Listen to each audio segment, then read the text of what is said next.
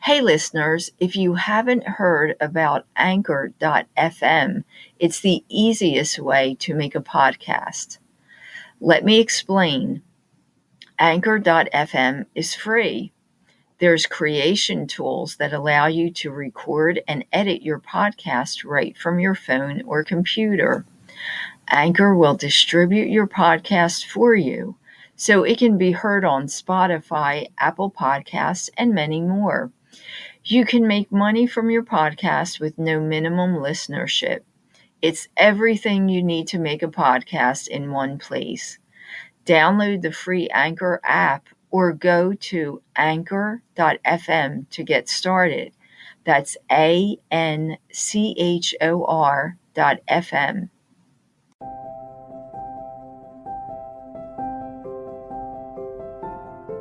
Hi, welcome to the Maria Liberati Show, where food meets art, travel, and life. This is Maria Liberati.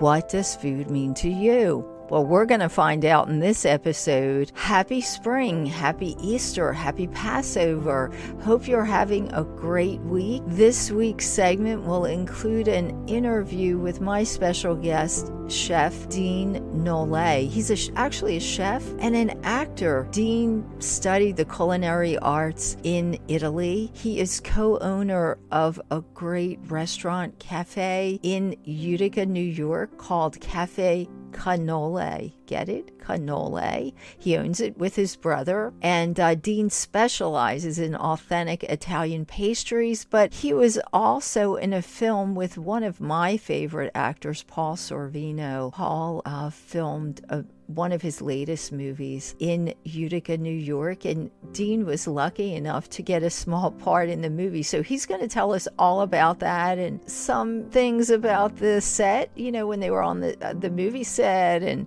some of the things he cooked up for St. Joseph's Day, which is a big Italian holiday, and they celebrate it at Cafe Cannoli, and what he's cooking up for Easter. So stay tuned for that. I'm going to help us travel all around the world for Easter because, you know, many of us can't travel due to the current conditions in the world, but we can travel through our mind and our words. So we're going to go to 10 different traditions for Easter for spring holidays around the world. So stay tuned. And of course, I'm going to share a recipe with you.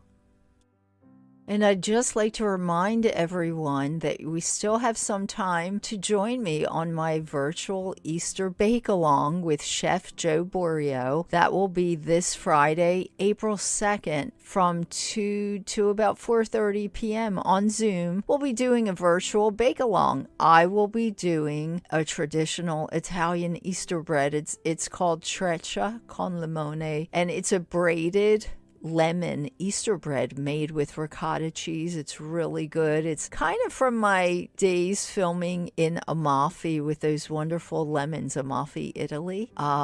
So the bread has ricotta and lemon. It's really delicious, and it's not that difficult to make. I chose this one because it's not a stressful bread to make. I think everyone will enjoy making it, but it is traditional. I know it's a tradition in my family, and it is one of the traditional Easter breads. So please join us. Registration is limited, but there are still some places available. You can go to my website at marialiberati.com, or you can just go to eventbrite.com and look up this event and look up Maria Liberati. But on the front of my website, you will see a banner with the virtual Easter bake-along. So please join us. I hope you will, and I'll enjoy meeting everyone also. It's always fun to see everyone. And if you want more recipes, you know, I'll be sharing another recipe today, but if you want more recipes, you can get my book series, The Basic Art of Italian Cooking, and The Basic Art of. You can get those books at marialiberati.com, amazon.com, Kindle, and anywhere books are sold. So there is The Basic Art of Italian Cooking, The Basic Art of Italian Cooking, Holidays and Special Occasions, which these are all culinary memoirs that include recipes and tips and just memoirs of my life mostly in Italy. and The Basic Art of Italian Cooking Da Vinci Style. Well, that's a real interesting book that I got to research when I was in Italy, and it's 10 chapters, and it's devoted to Leonardo da Vinci. Each chapter is devoted to a city or town that da Vinci lived in, and the special recipes that are traditional from that town, and also what Da Vinci did when he lived in that place in Italy. So it was a fascinating book for me to do. I always get asked to do presentations on the book, and everybody enjoys the book. So those are the books, and the Basic Art of series. You can also find those again at marialiberati.com, artoflivingprimamedia.com, or anywhere books are sold. And now for our mini holiday Easter trip around the world. Here are the other traditional Easter holiday foods from all around the world. So, and I'm not sure, I don't speak all these languages. You know, I speak Italian, I speak a little French, I can speak a little Spanish, and I know a few words in many different languages, but some of these languages I'm not really familiar with. So excuse my pronunciation, but the first one is from Greece, and I'm going to try and pronounce this. It's Arnistoforno, and that's Arnistoforno. I believe that's how you would pronounce it. And very few Easter meals are complete without lamb in some form. Served roasted, this is a lamb dish. It's completed by being served with extra ingredients such as potatoes, garlic cloves, salt and pepper, and rosemary. Hot cross buns, they're one of my favorite. And that is a tradition in the UK, in the United Kingdom. But many countries do use hot cross buns for the spring, any spring holidays, and for Easter. And they're often topped with currants or raisins, but you could honestly use whatever you like. I think even slivered almonds or walnuts would really make them even yummier. In Cyprus, there is a dish called flaones, Flaounes, and these are also called cheese pies. That's an easier way to say it. The process of making these treats starts on Holy Friday or Good Friday and continue to be baked all throughout Holy Saturday. They're often filled with cheese, eggs, raisins, and mint fillings. That sounds like something I would love to try. Ecuador, there's something called finesca. This is a soup that's prepared for Easter, making it all the more special in the country of Ecuador. Several ingredients, including many vegetables and at least one type of cod, go into this soup every year. In Russia, now this I am really not sure of how to pronounce, so kulebiaka. Kulebiaka. This may take some time to cook, but it's well worth the wait. This dish translates to rectangular pie, and it's often filled with meat or fish, created design on top with a crust to make it even more festive. Easter bunny brioche, that's another one I'd really love to have, and that's from Germany. Take a break from chocolate bunnies and create an Easter bunny out of dough this year. Creating these treats is both delicious and adorable, and they can either be made from scratch or pre-made dough. These dough bunnies are sure to make any child smile. So in Italy, we also have, besides all of the different breads that we do for Easter, there's also something called a torta pasqualina, and that's like an Easter pie. And this one is filled with herbs, cheese, and eggs. This perfect addition to any Easter feast is a tradition in Italy, and I can just remember having that as an appetizer. My grandmother would make it as an appetizer. We would have some of this torta pasqualina and just sit around and talk and, wait for all of our family to arrive. So I have good memories eating torta pasqualina. In Poland, there's something called mazurek, and that is a dessert, And let's see, from the type of dough to the type of filling, this Polish dessert can come in all shapes, sizes, and flavors.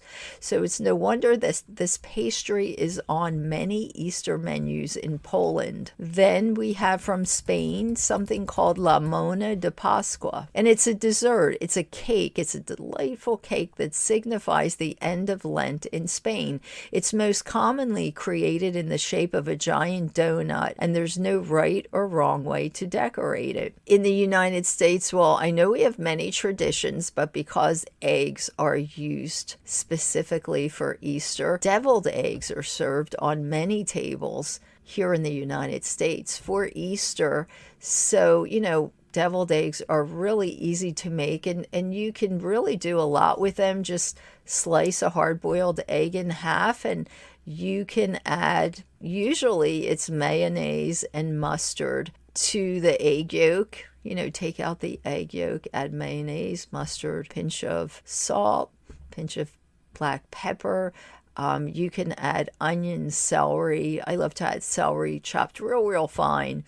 And then put the mashed egg yolk back into the egg white. Put some paprika, sprinkle some paprika on top, and it makes it really colorful and delicious. And there you have it, the 10 traditional Easter holiday foods from all around the world. While most children awakened to Easter morning with thoughts of candy-filled baskets, for me, the enticing aroma of fresh Easter bread baking in the oven drifted throughout the house and called me to the kitchen table, where I would be greeted on Easter morning by the welcome sight of the pane di Pasqua al uova. It's the Easter egg bread. It's a traditional Italian Easter egg bread. Traditionally, this special bread was shaped in a wreath shape, but today some bake this bread in the form of rabbits, or even if you're artistic, you can make a fancy Easter basket. You can make the dough into the shape of a fancy Easter basket, decorate it with slivered almonds or brightly colored sprinkles and multicolored Easter eggs. The traditional Easter egg bread always adds a special touch to this festive day. And it just brings back memories of Easter mornings. And here's the recipe if you want to try this Easter bread. This is one of the traditional Easter breads. Again, we'll be doing another one that is a lemon ricotta, treccia di limone. It's a lemon ricotta Easter bread. We'll be doing that on April 2nd at my Easter event, which will be on Zoom. And again, you can register for that on Eventbrite. This is another version of an Easter bread.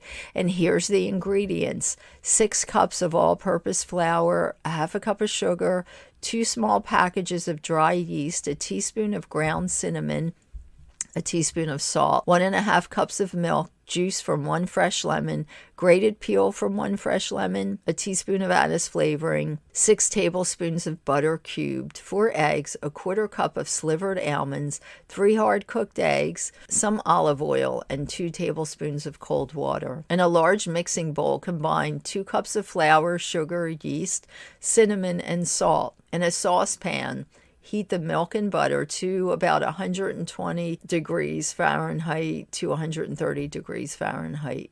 Then what you're going to do is add that to the dry ingredients and blend just until moistened. Add in 3 eggs, beat until smooth, then place in the grated lemon peel, lemon juice, anise flavoring. Stir in enough remaining flour to form a soft dough. Turn out onto a floured surface. Knead until smooth and elastic, about 6 to 8 minutes.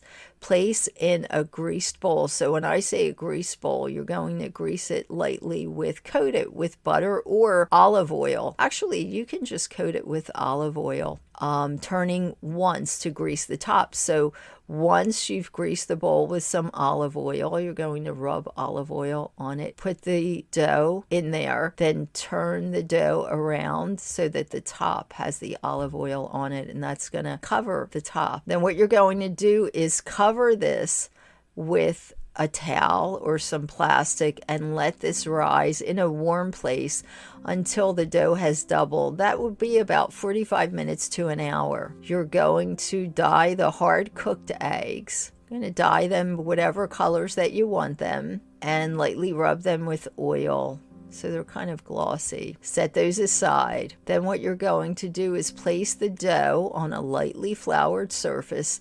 Divide the dough into thirds. Shape each portion into a 24-inch rope. So you're going to cover a baking sheet with parchment paper, and you're going to put the ropes on the parchment paper and braid the ropes, bringing the ends together to form a ring. Pinch the ends to seal and gently separate the braided ropes, and then tuck in the dyed eggs. You can do 2 or 3 or 4 into the openings. Sprinkle almonds on the top, and you could also sprinkle colored sprinkles as well to give it some color if you like to add some color. You're going to then cover that again cover it with a towel or plastic and let that rise until it won't totally double, but it will definitely should get larger than what it was. So let it stay for about 20 minutes and you'll see it will rise even more. Then you're going to beat water and egg together, and you're going to gently brush that over the dough because that's going to make the dough shine. And you're going to bake this all at 375 degrees Fahrenheit for about a half an hour, 28 to 32 minutes, or until golden brown. Remove from the pan to a wire rack to cool. When you're done eating, if you have any leftover, always refrigerate the leftovers.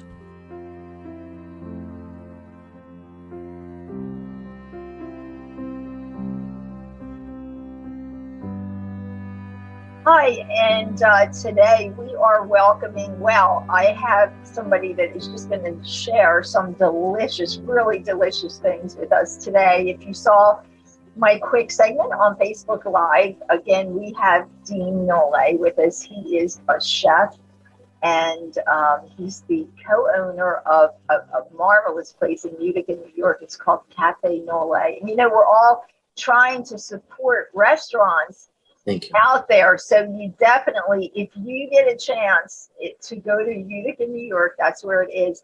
It's a must stop place, especially if you are one of the many that can't get to Italy this year. It's one of the most authentic Italian experiences for food that you can have. If you can't go to Italy, you definitely want to stop there. But even whether or not, it's just a place that's really worth stopping to savor all their pastries. Dean is also, as I mentioned, a chef, and he's also an actor. So we're going to have some fun with Dean today. He's going to share recipes, tell us about the film he was in. And Dean, I want to ask you about that marvelous, St. Joseph's Day, just for everybody, was March 19th. So we're about a couple of days past that. But Dean, so welcome, actually, and thanks for having us. No, thank you for having me, Maria. I'm excited.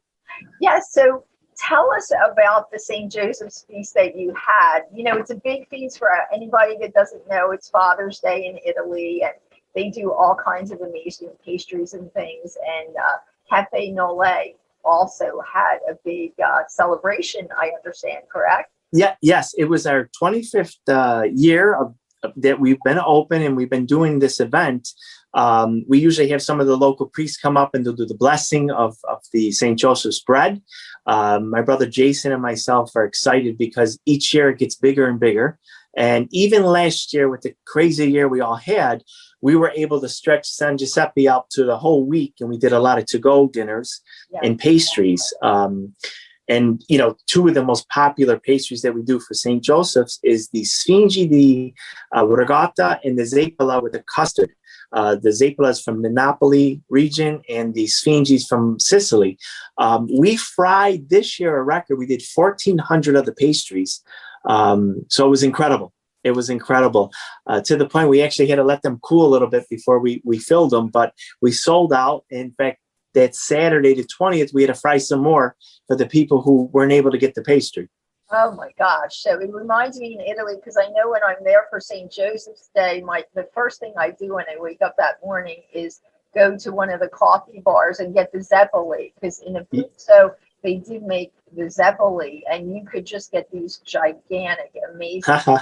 That was like the first. The breakfast of champions. That's right. Definitely. So, are you able to have in restaurant dining, or it's all taken? Yes, it worked out wonderful this year. We were able in upstate New York to have 75% indoor dining. Oh, that's so it was great, and we also set up for the family meals to go, and also regular to go meals, as well. Oh, that's great. That's great. And you do meals there too, right? It's not just pastry. Yes. So my brother and myself both went to the Culinary Institute of America. He studied in Boston. I studied in New York. And then I had an opportunity to get a scholarship to study in Torino. And then we had to do an internship. So I went to Palermo and I fell in love with the pastry end of it. So between the two of us, we could do each other's job, but I like the pastries more. My brother likes the cooking. Oh, wow. That works well then. So you get each other. That's great. Yeah. And our, we were fortunate. My mother is an incredible baker and cook, and both of my grandparents were. And so we grew up in it. We love it. We love the traditions, and, we really want everybody to carry on with these traditions because they're beautiful. They are really, really beautiful. And that's really what I love about Italian food, is that they're so connected to traditions. It's not just a food that tastes wonderful. They're connected to so many different traditions and history and things like that. So, Dean, I know one of the things that I wanted to ask you about today, because I believe the film was just about released on Amazon Prime, As Long as We Shall Live, correct? So tell us, you had a part in that film, As Long as We Both Shall Live? Yes. So they were filming in Utica because the producer and director actually married a native girl from Utica. And so they were able to use this area to film, and they were looking for some extras. Well, when I went down to do the extra, they actually were looking for a speaking role. So I tried out, and I was fortunate to get it. I came back with a bunch of Italian pastries and sfogliatelles and cannolis because I heard Paul Sorvino was going to be in the film. So this man was incredible. We spoke Italian for 3 hours. We had a blast, and he just was an incredible guy. In fact, him and his wife wrote a cookbook together, and they sent me, they did a book signing from Yankee Stadium, and they sent me an autographed copy, and we had a nice little bond, and I send him cookies often. Just a great man, into the Italian culture, into the cooking and the art and in the family aspect. So we had a lot in common. Oh, that's wonderful. And I heard there was some opera singing going on. Oh, God. Well, he's the opera singer. I was just kind of mimicking and doing some of the roles from Goodfellas and The Godfather, but he just a wonderful man, just very creative. And it's kind of hard to put him just as an actor. He does so many different things, very talented. And like you said, I think as Italians, we all have this bond of family and food and traditions, and it's wonderful. And you meet them and you get excited and you talk about your family traditions and the foods, and, you can talk forever. Yes, definitely. You've got that right. So tell us about, I know you studied in the Culinary Institute of America. Is that correct? Yes. So I graduated in 1990, and I was able to do an externship at the Water Club under Chef Rick Moonen, who now has restaurants in the Mandalay Bay in Vegas. And it was an amazing experience coming from a smaller town of Utica and falling in love with New York City and being able to do a lot of catering. And we did the Paul Bocuse d'Or in Chicago event. It just opened up my eyes to so many different things. But I always had this love with the Italian cuisine. So he got me a scholarship, 30 students in America, to go to Italy for 6 months, study in Torino, and then do an externship anywhere in Italy to study something that you want to specialize in. Right. So I chose the pastries, and I had friends in Palermo and Bagheria, and I was able to work a restaurant and a pastry shop, and just totally fell in love with everything about Italy, from the people to the cuisine to the style, family, friends. It was wonderful. Exactly. The one thing that I loved when I haven't been to Sicily a whole lot, but on the mainland. Like I knew a lot of people that were from Sicily, and they not from they worked in Sicily, so they would take like a boat there every Yes. summer, or maybe they'd stay there for a couple of days, then come home on the weekend. They would bring the pastries, and the pastries are not like in America. A lot of places use tons of sugar, and I just can't eat them. But they were just delicate and like just a faint amount of sugar, just enough to give Yes. the taste, the cannolis and all the different things. I just was like, oh my gosh. Oh my God. We used to get delivered the regatta in the bags. It would still be in the basket wet, and then we would mix it to make our cannoli creams. We used to make our own almond paste. We'd soak the almonds with the sugar. We put it through 2 marble slabs just to make the paste, and then make the pasta di mandorla cookies and also the martorana fruit. So it was a true art form. And these, I was fortunate to work for 4 older gentlemen, and incredible. It was, we were right near the Vucceria in the antique part of Palermo. So the traditions were incredible. It was wonderful. Oh gosh, it is. It's just amazing. It's hard to put into words. It is. And no matter how many pictures of videos you show people, the excitement when you get there. I was just there, obviously, in 2019. It was fantastic, and I'm dying to go back. And I know so many people are, because it's so inviting. I don't think anybody entertains or is,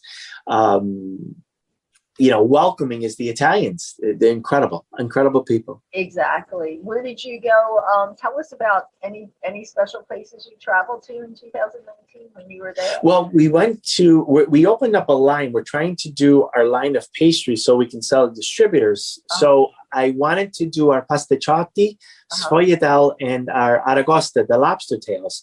So I found a wonderful place in Napoli, and for them to do our recipe and buy them back and to distribute in the United States. So we finally received our shipment in the end of February, and it's a wonderful product our line is called Dolce Cannoli, and we're introducing that. But I fell in love with the Napoli region.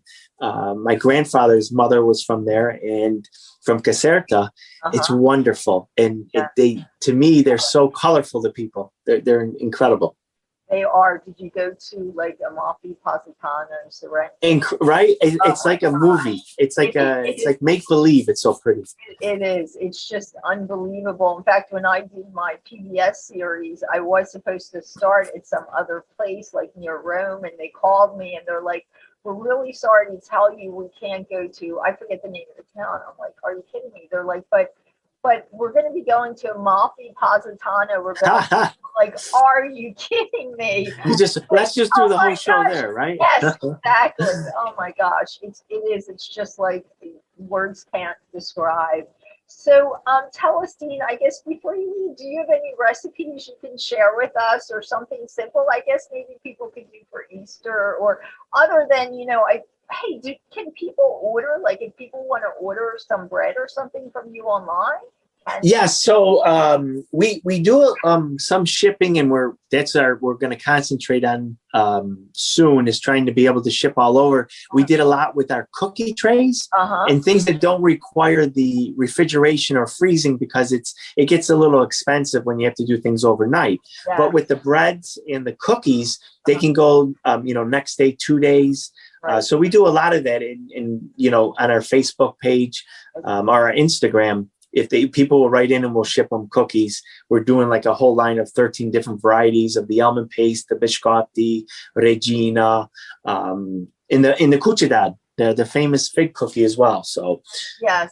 Well, and if anybody out there, if you don't have the time to make Easter goodies, or really any time, definitely you want to order some stuff from Cafe Canola. There's just nothing like it. Dean, so I was going to ask you to share if you have any kind of recipes you could share with the audience. Yeah, well, one of the things that we made in Sicily for Easter is we made the braciolone, which is kind of like the big involtini, where we took, you can do beef or pork, and you do like a force meat inside, almost like somebody would make their meatball mix, Yes. mixed with a little bit of hard-boiled eggs and some sliced prosciutto. Yes. And then you braise it in a sugo sauce with tomatoes and red wine, and it's wonderful. It's a labor of love, but it's worth it. Yes, a lot of the Italian recipes only use, right? It's not a lot of times, not a lot of ingredients. No. Time is actually the secret ingredient, I think, in many. Time and care, really, love. Yes, and they like anything made with love tastes good, and it's good for you, even if it has lard in it. It's still good for you. It's made with love. Exactly. So, Dean, I always ask my guests to share with us what does food mean to you? What would you say? What does food mean to you? I'm sorry, I couldn't hear you. I always ask my guests to share the answer to this question. What does food mean to you? Oh, I'm sorry. Yes. It means so many things. It's tradition. It's so important. Even in my family, my wife and my kids, we make sure we always eat every night around the table. I think I always have guests every Sunday. It means so much, the food. The kids now are getting older, so they help cook. And I try to share some of the traditions, and I show them some of the videos, and it's very important in our lives. From my mother, my grandparents, it always meant a lot to us. It's the preparation that makes the holiday for us. Even with Christmas or Easter, for example, we start baking and making all these homemade pasta and specialties the week of. And it's what you remember. You know, it's so important, food. Yes, it is. It creates memories. Yes. Definitely creates memories. Dean, thank you so much. And tell everybody where they can find Cafe Cannoli. Thank you. Yes. So we're located, it's actually in New Hartford, New York, which is 5 minutes outside of Utica, New York. We're on 1 Campion Road in New Hartford. And our phone number is 315-733-6592. Or you can see us on our Facebook or Instagram or our website at cafecannoli.com. Great. Thank you so much, Dean. And buona Pasqua. Grazie anche te, Maria. Grazie.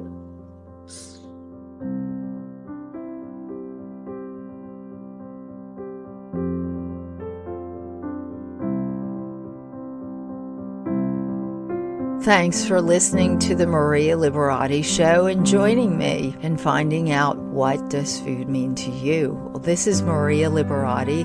I'd also like to thank my producer, Britton Roselle, my production intern, Peter Saldino, for helping to organize this week's segment, and my special guest, chef and actor, Dean Nollet from Cafe Cannoli in Utica, New York. And be sure to visit when you're there if you want a traditional, authentic taste of Italy. It's worth a visit. And tell Dean you heard him on the Maria Liberati Show. And you can find me on Twitter at Maria Liberati with a capital M, on Facebook at Chef Maria Liberati, on Instagram at Maria Liberati, and on LinkedIn at M for Maria, that's M Liberati.